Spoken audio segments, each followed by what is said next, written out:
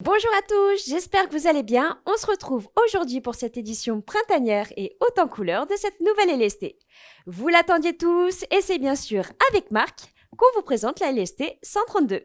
Bonjour à tous, salut Caro. Salut. Alors, par quel sujet on commence?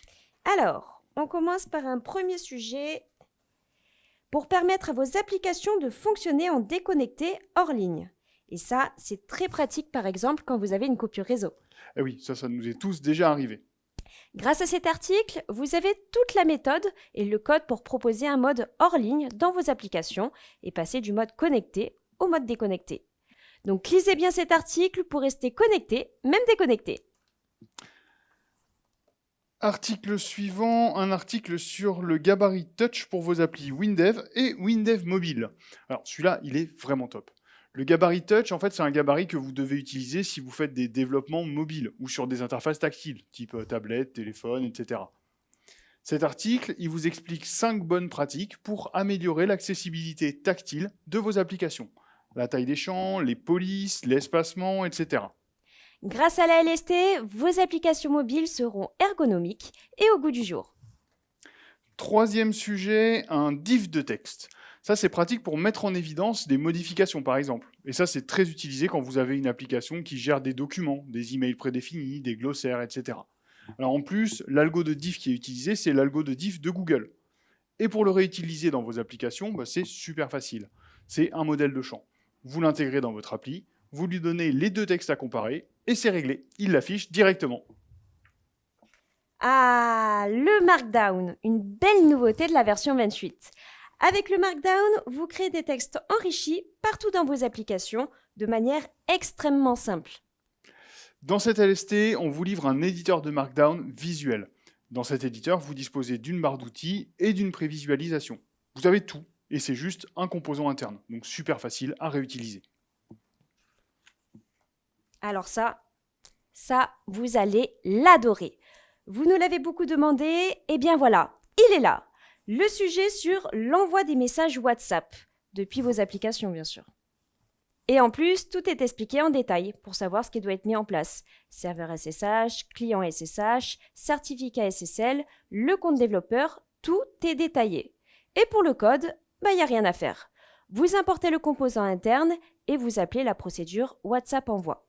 Vous imaginez le temps de gagner rien qu'avec cet article ? C'est clair. Allez, ensuite, parlons de web avec un sujet pointu.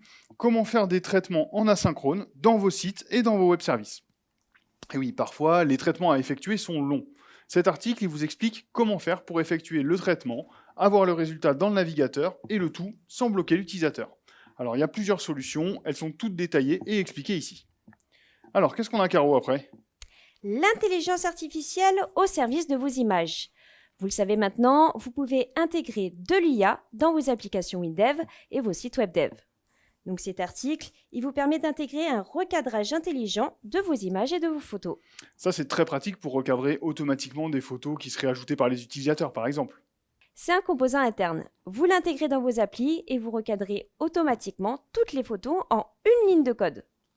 Allez, article suivant. Ah oui, ça c'est super pour vos balmusettes, c'est le menu accordéon. Regardez, le menu accordéon pour améliorer l'ergonomie de vos interfaces. C'est un menu en fait qui n'affiche que des icônes, et quand on clique dessus, ça déroule pour afficher des libellés clairs.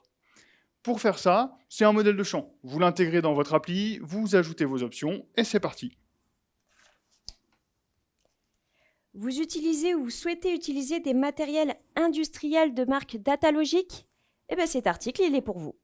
Il explique comment utiliser le nouveau composant Datalogic pour interagir finement avec le terminal, donc que ce soit le lecteur de code barre ou le matériel lui-même.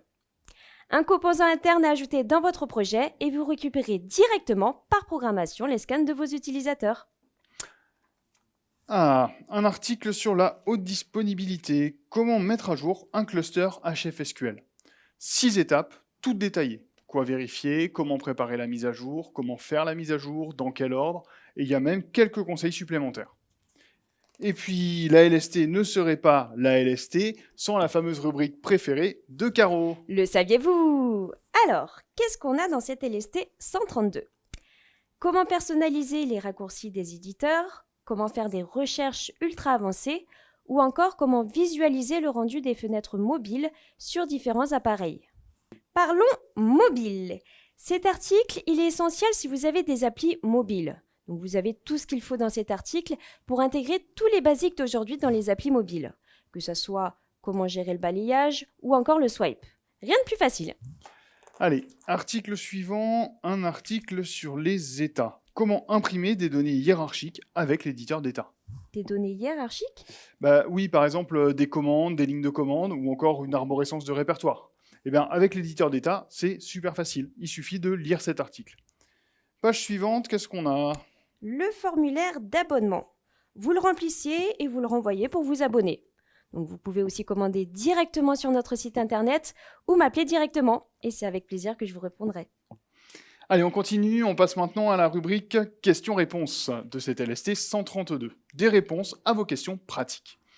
Comment exécuter un traitement à chaque affectation dans un champ? Comment traduire les bulles d'aide qui apparaissent au survol d'un tableau dans le champ édition HTML? Comment gérer des entiers sans limite de taille en W-langage? Comment interroger un web service REST avec une authentification digeste, etc., etc. Oh, mais c'est pas fini? C'est quoi tout ça après? C'est le support de cours du WinDev Tech Tour 2023. Vous avez les 26 sujets du WinDev Tech Tour qui sont détaillés ici. Plus de 60 pages rien que pour vous. Et cerise sur le gâteau, vous avez la vidéo. Dans les bonus, on vous a mis le lien vers tous les replays du WinDev Tech Tour 2023. Vous allez gagner un temps incroyable avec tous ces sujets.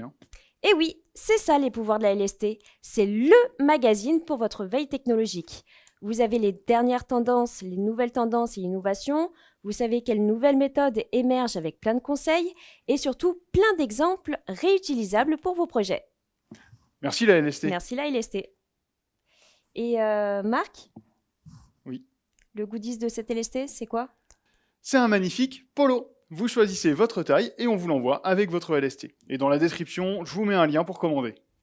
C'est la fin de cette vidéo. N'hésitez pas à mettre un pouce bleu et abonnez-vous à la chaîne pour ne rien rater. Allez, je vous souhaite de bons développements et on se retrouve très bientôt pour une prochaine vidéo. À bientôt! Salut!